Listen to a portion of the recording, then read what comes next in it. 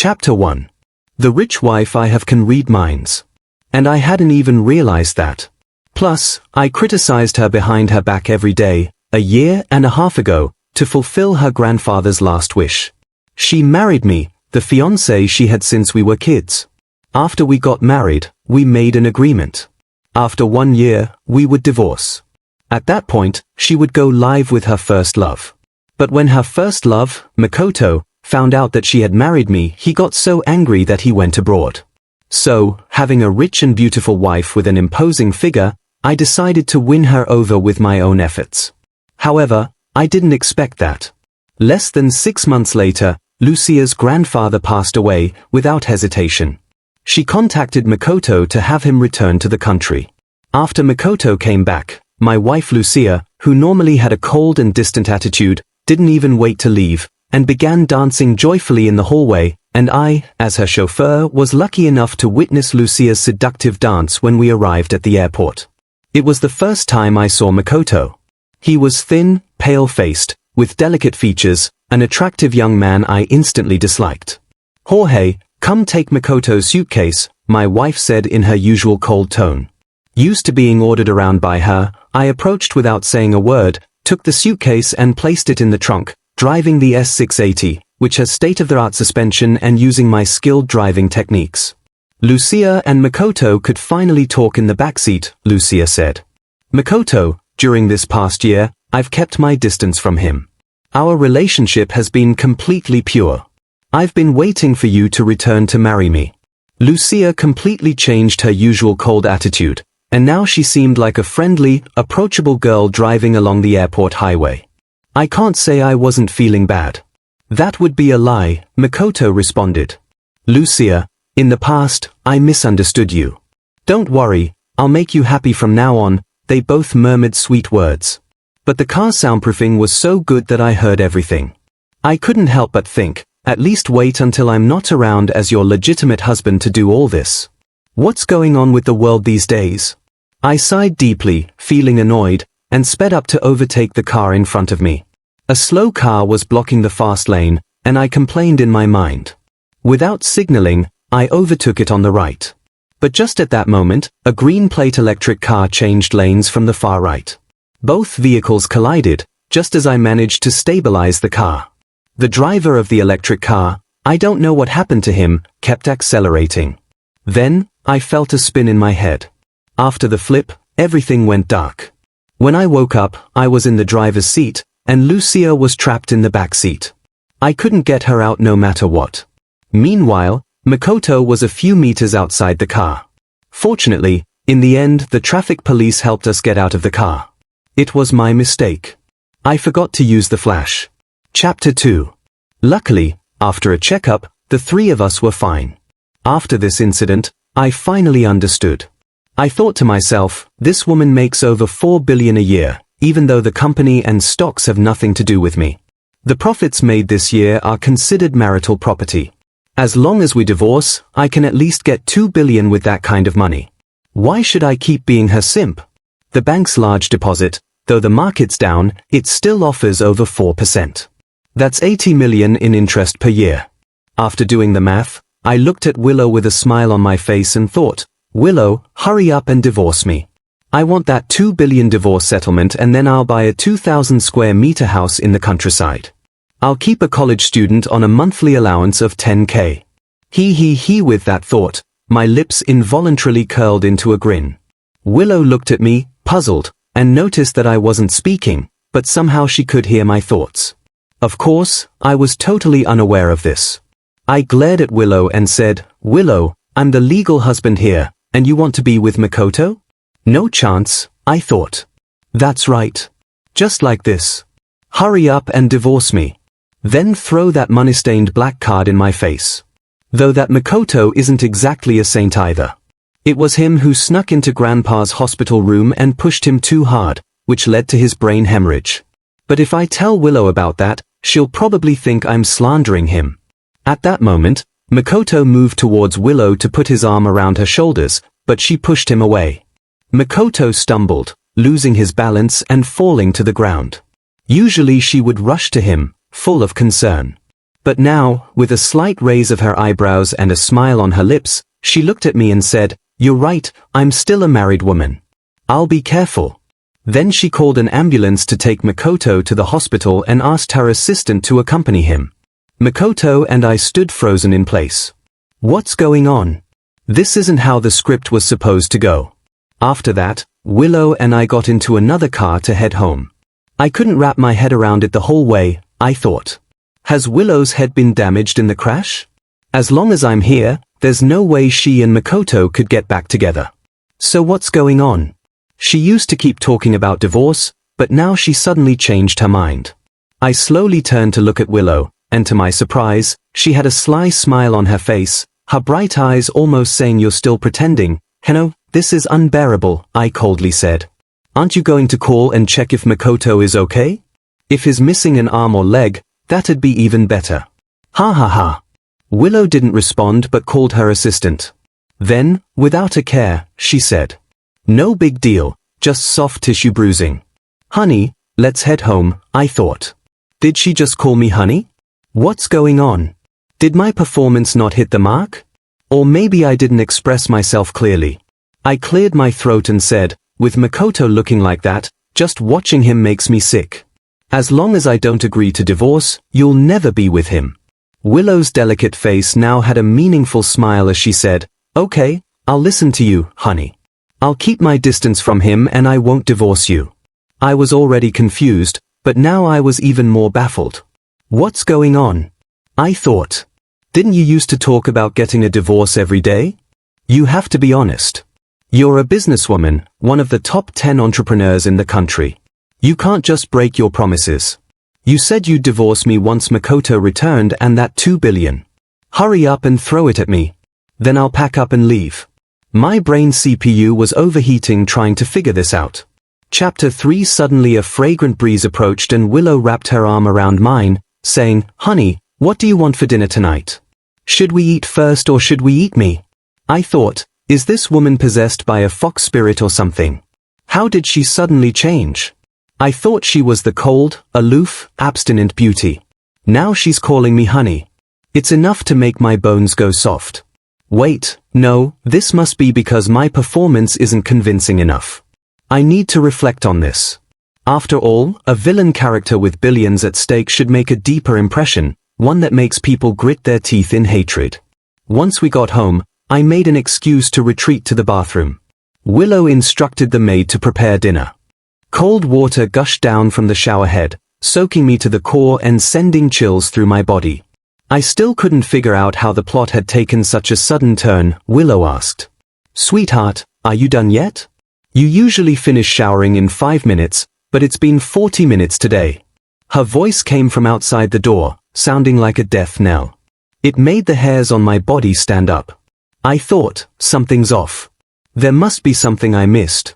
I need to figure this out quickly, or I'll end up meeting the Grim Reaper before I even get my divorce settlement. With a whoosh, the bathroom sliding door was pushed open. A slender, delicate hand entered the battlefield first. Willow walked toward me and I couldn't help but feel my nose itch. I thought, this is dangerous. What wife enters the bathroom wearing nothing but a white shirt? Wait, she's also wearing black stockings, but that's not the point.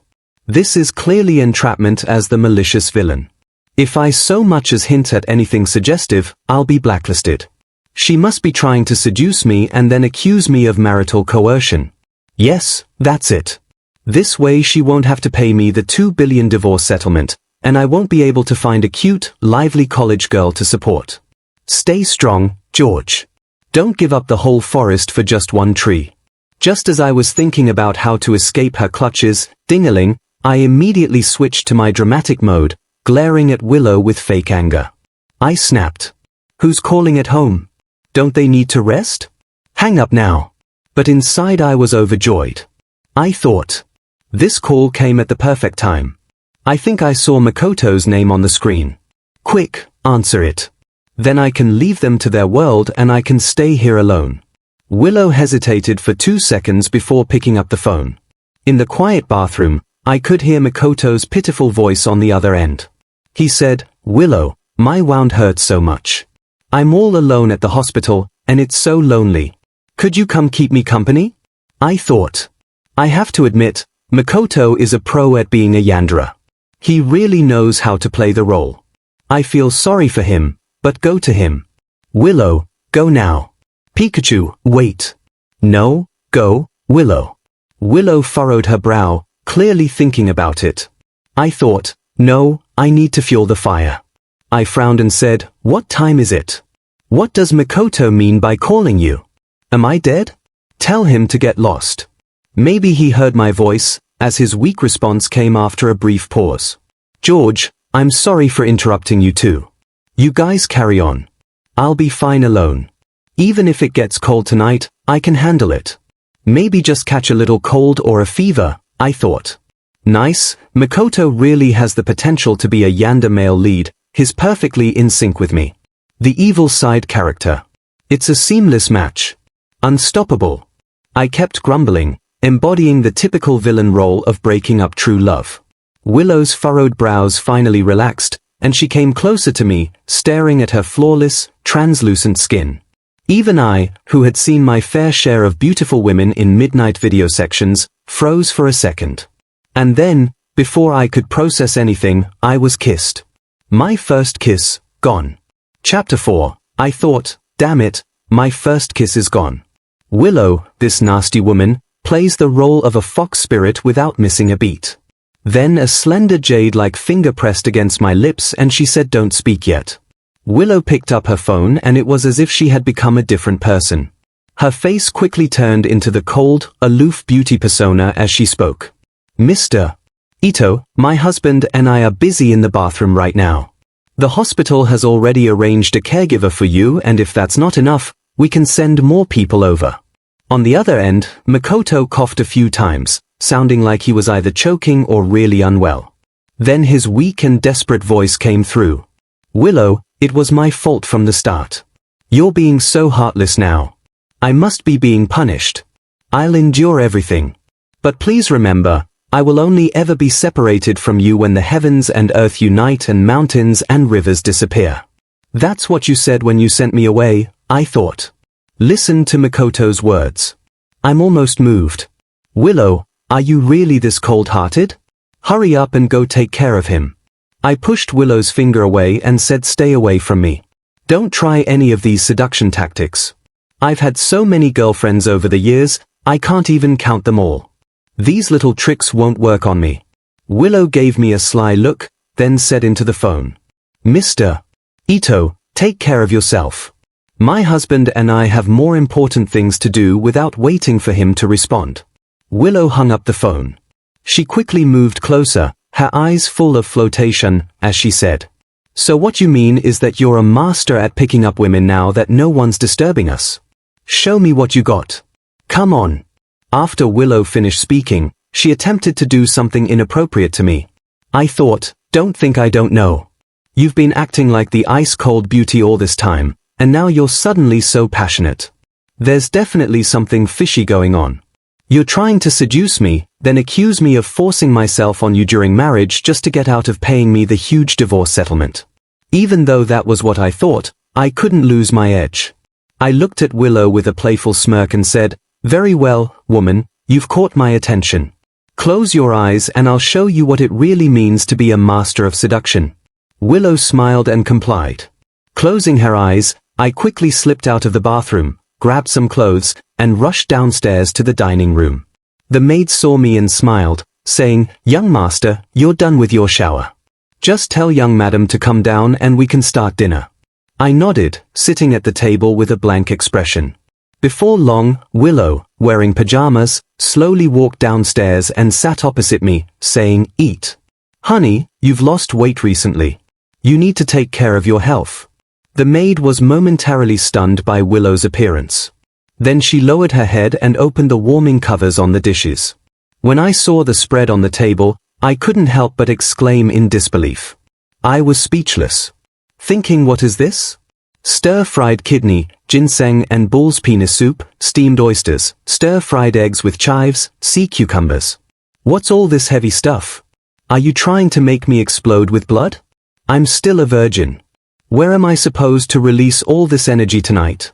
Willow really lives up to her title as the princess of the rich family. So cunning and deep. She's been plotting against me from the moment I stepped into the house. From now on, I have to stay on high alert. In the end, I only ate the stir-fried eggs with chives.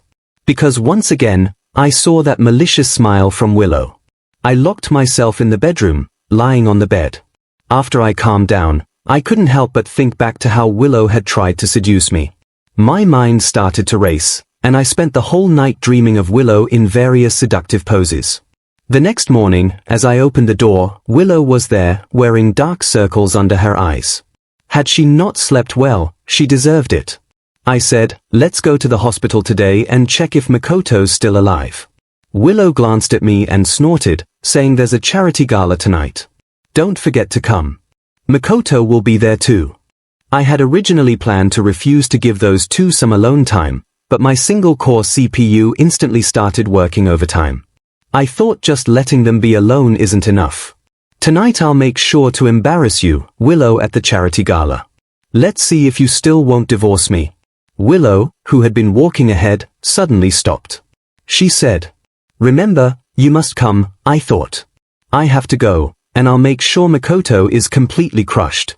Then Willow will get all maternal and team up with him at the gala. She'll announce our divorce in front of everyone." Chapter 5. Time flew by. I arrived at the hotel for the charity gala, dressed in sportswear. The men were all in suits, and the women were in various evening gowns. But I stood out in my sportswear. This wasn't important, though. After all, many people knew I was Willow's so-called formal husband. Soon Willow appeared in full glamour, followed by the dazzling Makoto. They were truly the golden couple, a match made in heaven, the host said. "Ladies and gentlemen, please take your seats. The charity gala is about to begin." With the host's announcement, the venue quieted down. After introducing various dignitaries, the host cheerfully added, "We've added a fun new segment to today's charity gala. It's a quiz with prizes. You can raise your hands to answer. And if you get a question right, you donate 10,000 yuan to the charity fund. If you get it wrong, you donate 50,000 yuan. I thought, perfect. This is a great opportunity to embarrass Willow and make her totally disappointed in me. Seeing everyone looking at him, the host began reading the first question. First question, what is the most expensive watch in the world? This one's easy. I raised my hand immediately. The host saw me and quickly responded. Mr. George, would you like to answer? He handed me the microphone and I shouted a waiting watch because the longer you wait for it, the more expensive it gets. The whole room burst into laughter. The host smiled and said, "Wrong answer. You owe 50,000 yuan for the charity fund." I cast a playful glance at Willow and stepped to the front to prepare for the next question. Next question. What is the largest island in the world? As soon as the host finished speaking, I pressed down Makoto's hand, which was about to go up, and confidently walked under the spotlight. Looking at the distinguished guests in the front, I loudly yelled, "Pizza Island." Because every slice is a full island, Makoto walked up to Willow with dissatisfaction and said, "Willow, George is really active today. He's not even letting anyone else answer the questions." I raised an eyebrow and gave them a provocative look. The spotlight happened to land on Willow and Makoto's side, whether intentional or not, I didn't know. The host chuckled at first glance. MS. Liu and Mr. Ito really make a perfect couple. Let me ask another question. What river separates the cowherd and the weaver girl in Chinese legend? Makoto raised his hand with a slight smile, elegantly preparing to answer. I quickly ran over, grabbed the microphone from the host, and answered, "The river of the underworld." Makoto gritted his teeth and sneered, "George, don't you fear being ridiculed for answering so recklessly?" Instead of reacting to Makoto's anger, Willow just looked at me with a neutral expression. I thought, tonight, I'll make the two of you embarrass yourselves, and tomorrow, the headlines will be full of it. That idiotic boredom of directors will have to make Willow divorce me for the sake of the company's interests. Yes, I'll make it happen. The atmosphere in the room was lively. With everyone watching me like I was a circus act, I couldn't care less. After all, with a $2 billion divorce settlement, what could possibly be better than financial freedom? The host cleared his throat twice, and the room quieted down. He asked, "Next question is a phrase fill-in. Pain, something, flow, something." No one raised their hands. All eyes were on me, waiting for my next move. I zipped my jacket all the way to my chin and calmly said painless abortion. The host was speechless. Mr. Wong, please be mindful of the question. The host, fired up by the increasing donation amounts, continued to ask more bizarre and strange questions. I took the microphone without changing my expression, answering without taking a breath. Big feet, boxer shorts, pigs, trotters, big mouths and big buddies in the crotch. Willow and the other socialites were all laughing, and the room was filled with uproarious laughter. I thought, haha, I'm so wild and carefree. Willow must be feeling utterly humiliated now. As the laughter died down, the host continued with the next question. What's the word? Hi. Something. Nothing. Makoto raised his hand, but before he could finish, I slapped his chin upward, forcibly closing his mouth. Then, with everyone looking in shock, I took the microphone and smiled slightly, saying the teacher mentioned this in class. It's called HD porn. The host awkwardly took over. Mr. Wong is really fond of making jokes, especially sexual jokes. Mr. Wong must have made that mistake on purpose to donate more, right? I thought. I'm not donating on purpose. I'm just trying to make Willow mad. Hey, the host calmly added 50,000 yuan to the donation amount and continued. Next question, something thick. I confidently opened my mouth. I'm talking about my poop. Willow immediately clamped her hand over my mouth and dragged me away. Looks like she was afraid I'd keep embarrassing us here. Chapter 6. Halfway through the cocktail party, Willow suddenly became very clingy and wouldn't let me leave with me, the main person not leaving. How could that scoundrel Makoto have a chance? Finally, Makoto couldn't hold back anymore and walked up to Willow and me, saying, Willow, let's go over to the balcony and have a chat. Willow gave him a quick glance and said, if Mr. Ito has something to say to me, he can say it here, I thought. Willow must be trying to project the image of the perfect wife and mother in front of everyone. I need to create an opportunity for them to be alone. I cleared my throat and said, Willow, maybe Mr. Ito has something important to discuss with you. Come with me, I know a quieter place. I led them to a small conference room, pushed Willow inside, and Makoto followed. Then I thoughtfully closed the door for them. Of course, I left a small crack in the door. I had to be prepared for both possibilities. Willow had been acting strange lately. She might have realized my intentions and seemed to have no plans for a divorce anymore. Hey, the two of you locked in a room together. As their feelings grew, they'd lose control and something might happen. I bet at least Makoto couldn't control himself then. I'd secretly record evidence and use it to file for divorce. That way, if the woman is at fault, I might get a bigger settlement. Who knows, maybe I could get 3 billion. Though my methods weren't exactly righteous, the old saying goes no means without doing whatever it takes. As long as it's not face to face with the law, I'd take whatever I could, earn whatever I could. No fear of losing, only fear of cutting off the gamble. Try hard, and a bicycle can become a motorcycle. Take a chance and the motorcycle can become a Range Rover. No fortune without luck, no gain without risk. Whose child cries every day? Whose gambler loses every day?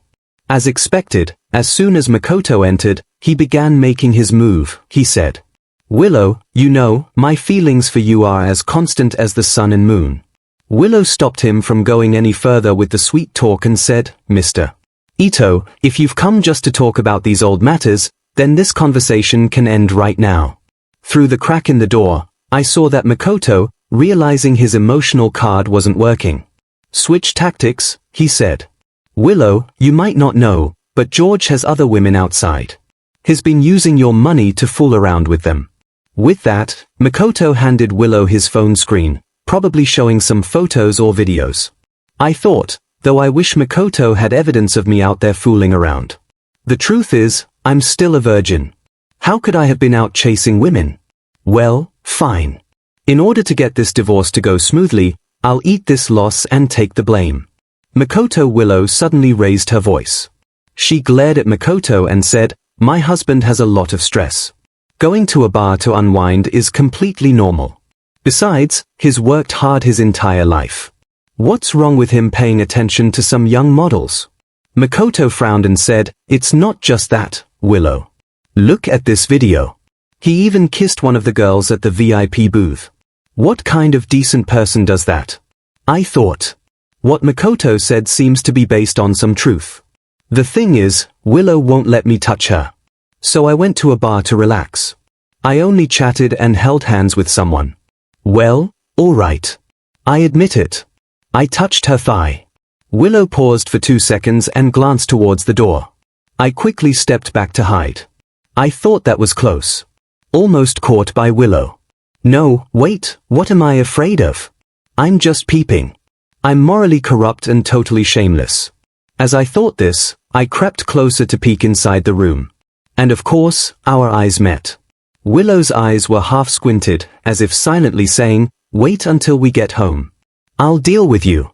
Out of the corner of my eye, I saw Makoto pour some powder into 2 cups and then quickly fill them with half a glass of red wine. He said, "Willow, since you're so determined, I won't insist. Drink this wine and we'll call it even." With that, Makoto picked up the 2 cups of red wine mixed with some unknown powder and handed one to Willow. I thought, damn, this Makoto is really dirty. Using drugs now. Really? Well done.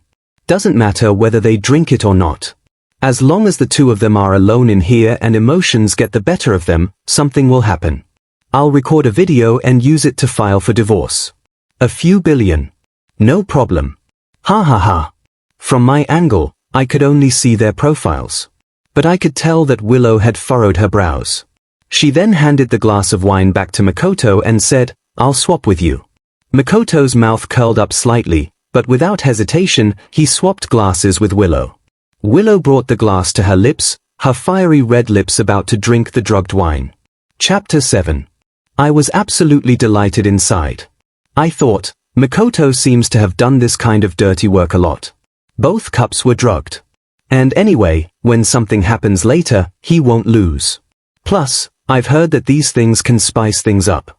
Willow immediately stopped reaching for a drink, and as she did, her hand slipped and the wine glass fell to the ground, shattering into pieces. Looking at the broken glass, Willow glanced at Makoto with a bit of guilt and said, "Sorry, my hand slipped. I guess our past feelings are like this wine glass, broken and impossible to repair." I thought, what a sin. Willow must have done that on purpose. You heartless woman, not even willing to drink the last glass of wine from your first love. Just a little more and I would have been on the verge of millions. Makoto was stunned for a moment, then gritted his teeth, seemingly making up his mind. He drank the wine in his glass in one gulp and said through clenched teeth, "Willow, do you know I've loved you for so many years? Even when your family opposed us, I pursued you like a moth to the flame. Undeterred. Now that that old man is gone, you suddenly regret it? No, I won't accept it."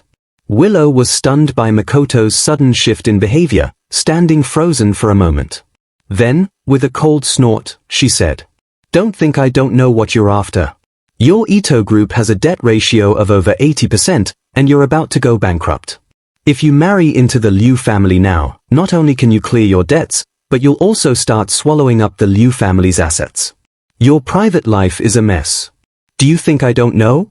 I've rejected you so many times, yet you still try to push your luck. Let me be clear, you're 1,000 times worse than George. I love him, and I absolutely won't divorce him. I thought I saw it with my own eyes. This woman didn't drink the drugged wine, so why is she talking nonsense? I don't have any real feelings for you.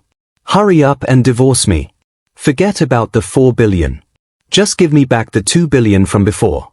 Willow turned to leave, and at that moment Makoto's face turned red, his eyes bloodshot. I had a clear view from the crack in the door, but Willow didn't notice.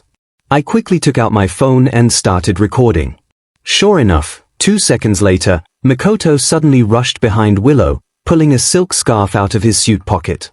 He covered Willow's mouth and nose with it and pulled her deeper into the room. Willow's eyes widened in shock as she frantically tried to push him away with her hands. The room was dimly lit, and I couldn't make out her exact expression, but I could imagine it was one of desperation. I thought, although it's not mutual, it's 2 billion. The next second, I gritted my teeth and stomped my foot. 2 billion, my ass, I couldn't stand to see a woman being assaulted. I kicked open the door with force, shouting, "Stop." Then, I quickly sprinted in and sidekicked. Thankfully, I was wearing sportswear, or I might have split something. With one kick, I sent Makoto flying about a meter away. He stared at me in fear and said, "How are you here, you?" Just now, I glanced at Willow, and she was dazed. I walked over and slapped her. She immediately snapped to her senses. Rubbing her stinging face, she glared at me. I clenched my fist with one hand and pointed at Makoto with the other, yelling, "You dare, scoundrel," in broad daylight. "You're trying to molest a decent woman," Willow said. "It's night time." Her sarcastic comment made me feel quite embarrassed. It didn't matter much, though. The person most embarrassed right now was probably Makoto. People outside heard the commotion and came in. In a matter of seconds, Willow had already straightened out her clothes. She then calmly dialed the police. From her call, the onlookers seemed to have figured out what was going on. The more perceptive elites quickly analyzed the situation, and then they collectively started attacking Makoto and the Ito group behind him. I, the supposed hero, now seemed somewhat unnecessary. Suddenly, a small hand grabbed mine and started pulling me out. I looked closely and realized it was my wife who had taken the wrong medicine. We walked in silence. Willow was clearly furious. I thought, this woman is like a ticking time bomb. It's better not to provoke her right now. That slap I gave her was so satisfying that I didn't hold back. And now I see that the handprint is starting to swell. She's not going to come after me later, is she? Wait, I did it to save her. I slapped her to wake her up from the drugs. The law says that if someone causes non-lethal injury while saving someone else, they're not held accountable. Even if she takes me to court, I'm in the right, Willow coldly snorted and said. You enjoyed slapping me, didn't you? I was speechless, I thought. This woman can read minds. I was just thinking about that, and she brings it up.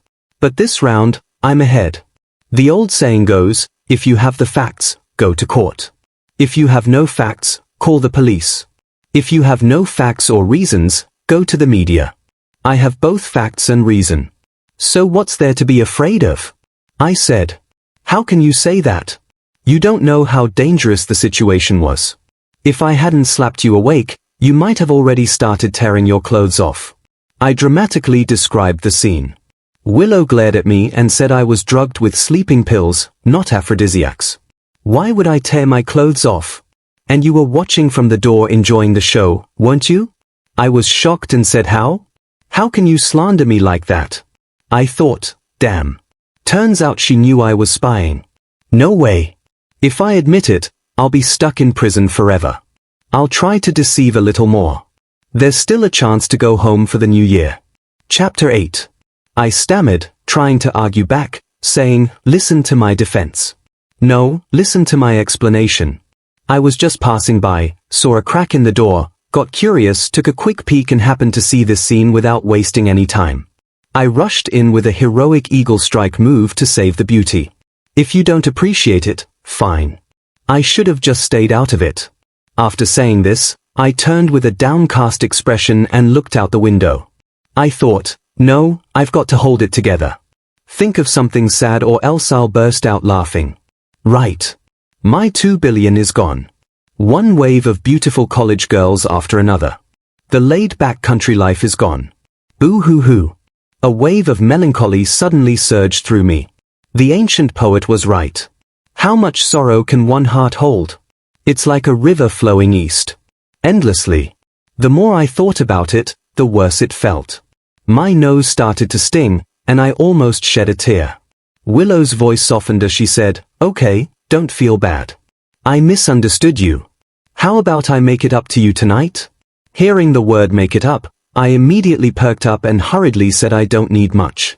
Just a couple billion will do. Willow bit her silver teeth for a moment.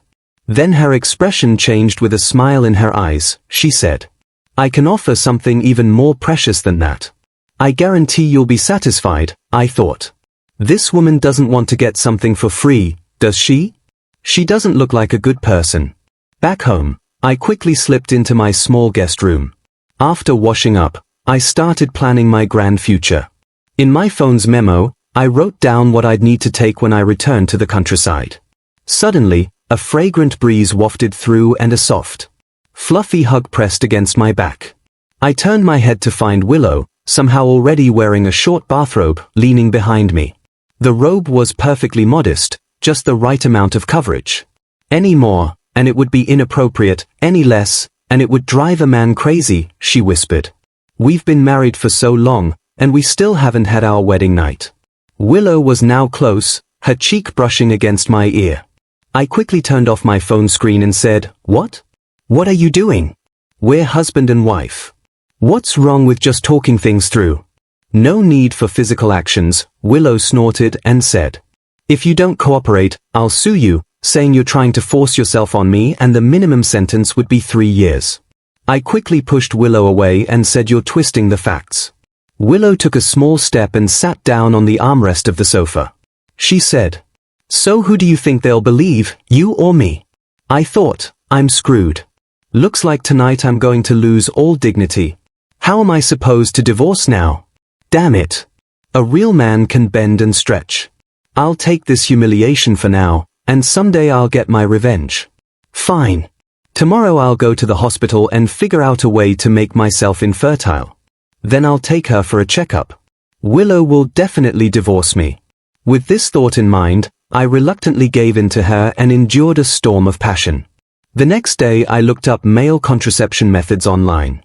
The most common one was a vasectomy, but there was also oral male contraceptive pills, though they weren't available locally and I'd have to buy imported ones. I quickly dragged a friend to buy them. Over the next few days, I kept finding excuses to avoid confronting Willow directly. Half a month later, the medicine finally arrived. Since Willow had opened up sexually, she now wanted me to pay my dues 3 times a day, morning, noon, and night. No one could endure that. A few days ago, I kept rejecting her, and tonight, I was going to reject her again. She was bound to explode, holding the medicine. I was preparing to take it, I thought. Hee, 1 pill lasts for 3 months, and this box is enough for 2 years. If I can't get her pregnant in 2 years, Willow will definitely think something's wrong. Then we'll go for an exam, and my divorce payout will be mine. The next second, a female voice suddenly called out, "Honey, what are you doing?" I jumped, the pill slipped from my hand, and I quickly bent down to pick it up. She asked, "Honey, are you looking for something on the floor? Is it this?" Willow bent down and handed me something. I looked at the pregnancy test strip with 2 red lines and was lost in thought. I asked, "What is this?" Willow helped me up and said, "It's normal that you don't understand. This is a pregnancy test. 2 lines mean you're pregnant." I was so shocked that I took a step back, and I felt like I stepped on something. After a brief thought, it must have been the pill. It seems it's already useless now. I was devastated and thought it's over. The duct that was about to land has flown away. I should have thought of this earlier. Damn Willow. She was supposed to be this cold, reserved beauty, but now she's like a wild horse constantly extracting juice from me 3 times a day. Of course she's pregnant. The next day I took Willow to the maternity checkup. Before long it was our turn to go in. The results were normal. Taking advantage of the situation, I hurriedly asked the doctor, "Doctor, is it safe to have sex while pregnant?" The doctor shot me a glare and said, "Not in the first 3 months or the last 3 months." I asked hopelessly, "So, the middle 4 months are fine?" The female doctor stood up, glared at me, and scolded, "Hey, even though your wife is pretty, she's pregnant. What the hell are you thinking?" I immediately felt relieved, turned to Willow, and said, "Did you hear that? The doctor said it's not safe." Willow pouted and said, "Oh, okay, I won't push you, but we'll settle the score later."